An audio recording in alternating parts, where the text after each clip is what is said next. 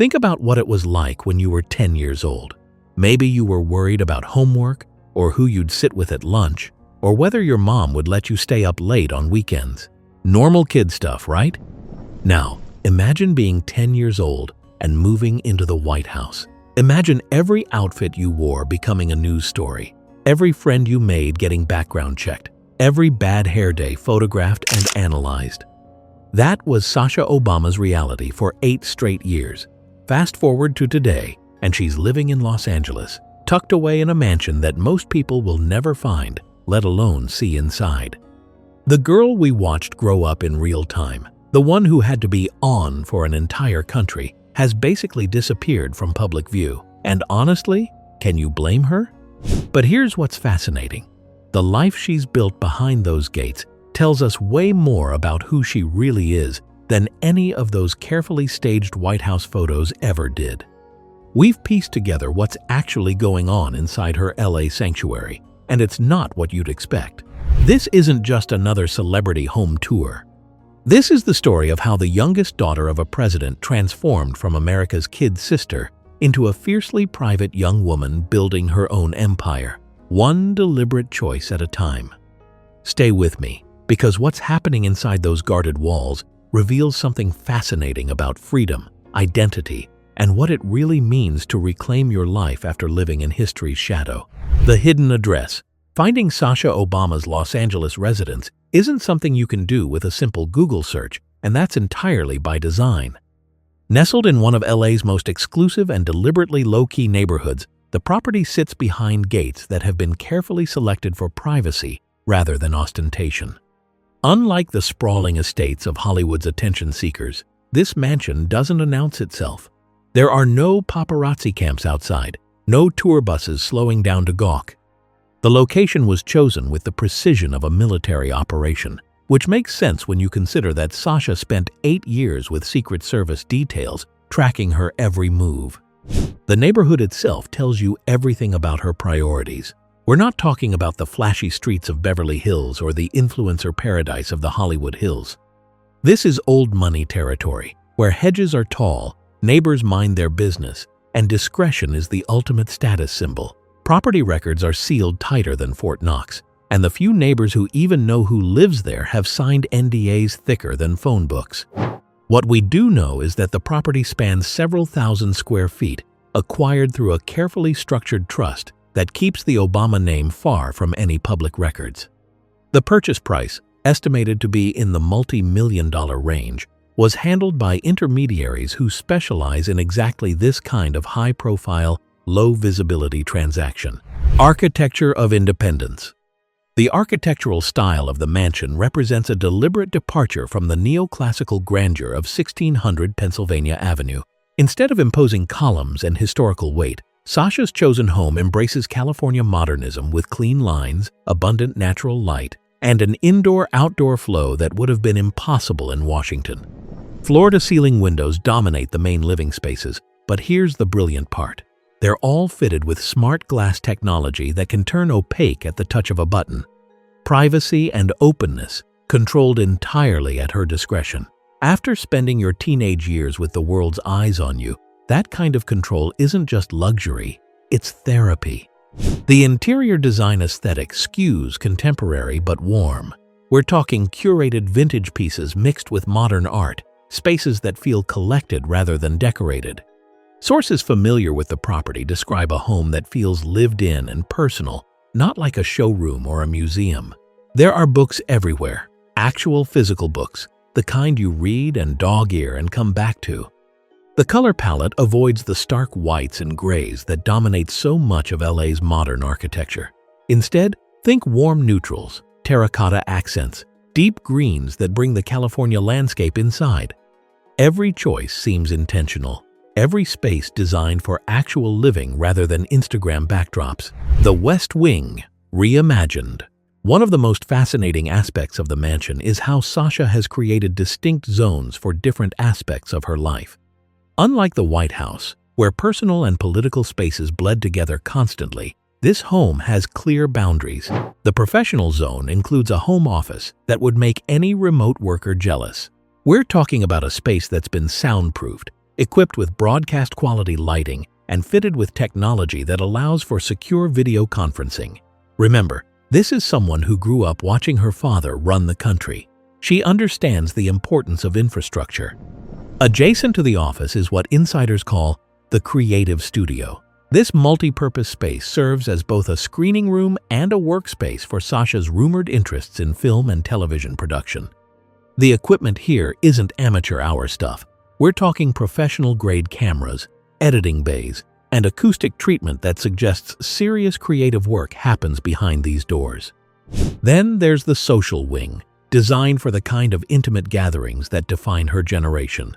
Unlike the state dinner halls of her youth, this is about long tables for dinner parties with 20 close friends, a bar area stocked by someone who actually knows wine, and a sound system that can handle everything from Kendrick Lamar to Nina Simone without the neighbors complaining.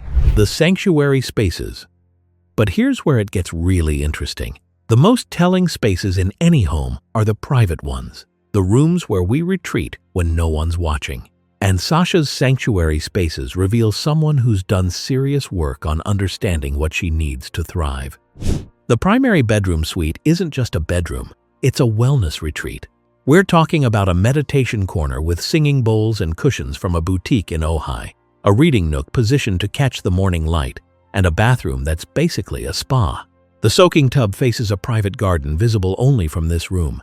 Blackout curtains ensure that sleep happens on her schedule, not the sun's. Connected to the bedroom is a walk-in closet that fashion insiders describe as thoughtfully curated rather than excessively stuffed. Unlike many people her age who grew up in the public eye, Sasha's style has evolved into something distinctly her own. The closet reflects this. Designer pieces mixed with vintage finds, high-end basics alongside emerging designers she wants to support. The home gym deserves its own mention. This isn't a Peloton in the corner situation. This is a fully equipped fitness center with everything from free weights to a climbing wall. Growing up with Michelle Obama as your mother apparently instills certain non-negotiables about physical health, and this space shows that influence clearly. Technology meets privacy.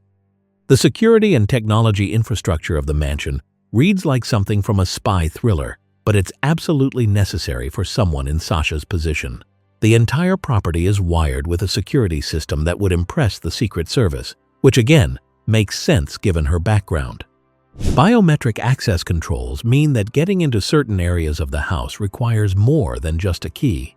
Cameras cover every approach to the property, but they're integrated so seamlessly into the architecture that you'd never spot them.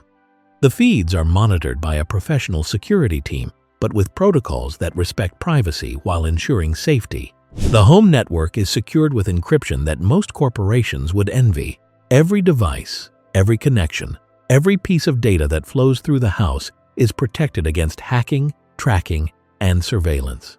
For someone who's spent her entire life being watched, digital privacy isn't paranoia, it's essential.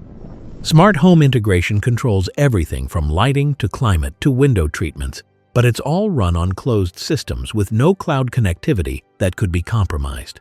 Alexa isn't welcome here. Everything is local, controlled, and private. The California garden. Step outside, and the property transforms into something that feels more like a private botanical garden than a traditional backyard. The landscaping was clearly designed by someone who understands California native plants and water conservation, which tells you something about the values at play here. There's a zero-edge pool that seems to pour into the Los Angeles skyline, but it's positioned so that it's invisible from any neighboring property or aerial view. The pool area includes a cabana that functions as an outdoor living room, complete with a fireplace for cooler evenings and a sound system hidden in the landscaping. The garden includes raised beds for growing vegetables and herbs, suggesting someone who actually cooks and cares about where food comes from. Michelle Obama's White House garden legacy clearly made an impression. There are fruit trees carefully selected for the climate, including citrus varieties that thrive in Southern California. Walking paths wind through the property, creating space for contemplative walks or morning coffee in motion. Secluded seating areas are tucked into corners where the only views are of nature, not city. It's a space designed for restoration, for reconnecting with something slower and more grounded than the chaos of public life. The daily rhythm. So, what does daily life actually look like in this carefully constructed sanctuary? People close to the situation describe routines that would surprise anyone expecting a party palace or a social media content factory. Mornings apparently start early, often before sunrise. There's meditation, journaling, movement, the kind of morning routine that wellness influencers aspire to, but that Sasha has simply made non-negotiable. Breakfast is often something she makes herself in a kitchen that's professional grade but approachable, equipped for someone who actually uses it. The workday, when there is one, happens largely from the home office. While details about her professional pursuits are closely guarded, multiple sources confirm that she's actively involved in projects related to film, television, and social impact. The work is real, the hours are serious, and the discretion is absolute. Afternoons might include meetings, either virtual from the home office or in person at the house. The social wing serves double duty for professional gatherings that feel more like creative collaborations than corporate meetings. This is how her generation works, blending professional and personal in ways that would have seemed impossible to previous generations. The social circle. The people who pass through those gates tell us as much about Sasha as the property itself. This isn't a revolving door of influencers and fame seekers. The circle is tight, vetted, and fiercely loyal. Close friends from her time at the University of Southern California remain central to her life. These are people who knew her before and after the White House, who see her as Sasha first and the former first daughter second. The gatherings are intimate, often centered around food, conversation, and genuine connection rather than performance. Her sister Malia is reportedly a frequent visitor, despite having her own place and her own life. The Obama sisters remain remarkably close, bonded by an experience that literally no one else in their generation can understand. When they're together at the house, neighbors report laughter, music, and the kind of joy that seems increasingly rare in our curated, performed world. Professional connections flow through as well. Directors, writers, producers, and creatives working at the intersection of entertainment and social change. These aren't networking events, though. They're authentic collaborations with people working on projects that matter, that might actually change something. Breaking from tradition. What makes this mansion and this life particularly fascinating is how deliberately it breaks from the expected path for someone in Sasha's position. She could have stayed in Washington, traded on the family name, slipped into politics or policy. Instead, she chose the opposite coast and a completely different kind of power. Los Angeles offered something Washington never could, the possibility of building an identity separate from her family's legacy. In LA, everyone's reinventing themselves. Everyone's got a story. Everyone came from somewhere else trying to become someone new. For once, Sasha Obama isn't the exception. She's just another person building a life. The choice to focus on creative industries rather than politics or law signals something important. This is someone who watched her parents sacrifice privacy, peace, and normalcy for public service, and decided that service could take other forms. Stories can change culture. Culture changes politics. It's a longer game maybe, but it's hers. Even the decision to own rather than rent speaks to permanence, to planting roots in a city not known for them. This isn't a layover or a phase. This is someone saying, "This is my life now. I'm building something here, and it's going to be on my terms." The armor of privacy. Living in this mansion means living with contradictions that would break most people. You're one of the most recognizable young women in America, but you've chosen radical privacy. You have resources most people can't imagine, but you use them primarily to build walls, not bridges to the public. The few paparazzi photos that do surface show someone dressed down, running errands, looking annoyed at being spotted. There's no playing to the camera, no strategic outfit choices designed to generate headlines. When Sasha is photographed, it's because someone breached the careful systems designed to prevent exactly that. Social media presence is minimal to the point of absence. While her peers built brands and followings, Sasha built fortresses. The Instagram account that does exist is private, followers numbered in the hundreds, not millions, and posts are so rare they might as well not exist. This is someone who watched social media destroy privacy for an entire generation and said, "Not me, not ever." The NDAs that surround anyone who works on the property, from contractors to caterers, are legendary. Break one, and you're not just dealing with lawyers. You're dealing with the kind of legal firepower that defended a presidency. The message is clear. Privacy here isn't a preference. It's a perimeter, and it will be defended. The Obama legacy, rewritten. Yet despite all this privacy, there are glimpses of the Obama legacy woven throughout the property and the life lived within it. The art collection reportedly includes works by Black artists, both established names and emerging talents. The bookshelves hold volumes on history, politics, and social justice alongside fiction and poetry. The causes Sasha supports, quietly and mostly anonymously, align with the values she grew up with: education access, criminal justice reform, climate action. The donations don't come with press releases or photo ops, but they're real and they're substantial. This is someone who internalized that to whom much is given, much is expected, but who's doing it without the spotlight? Even the choice of who gets hired to work on and maintain the property reflects values. Local businesses, minority-owned companies, people trying to build something themselves. The mansion generates economic activity that aligns with principles, not just convenience. Family visits, when they happen, are apparently warm and frequent, despite everyone's crazy schedules. Barack and Michelle have been spotted in the neighborhood, always keeping it low-key, always respecting their daughter's space and autonomy. They raised her to be independent, and now they're honoring that by letting her be exactly that. The price of normal. But here's the thing that doesn't get talked about enough. All of this, the mansion, the security, the privacy infrastructure, exists because normal is impossible otherwise. Sasha Obama can't just rent an apartment, grab coffee without planning, or swipe right on a dating app without massive complications. The cost of being born into history means spending the rest of your life building moats around normalcy. That mansion isn't excess, it's necessity. Those walls aren't ego, they're survival. The privacy isn't snobbery, it's sanity. Try to imagine growing up with your awkward phase documented by the national press, your first crush analyzed by political commentators, your college choices debated on cable news, your clothing dissected by fashion blogs, your friends investigated by background checks. Now imagine trying to build a life after that, trying to figure out who you are when everyone already thinks they know. The mansion represents an attempt to reclaim something that was taken before she was old enough to consent to losing it. Every security measure, every NDA, every carefully chosen design element is about creating space for a self that exists independent of public consumption. The future inside those walls.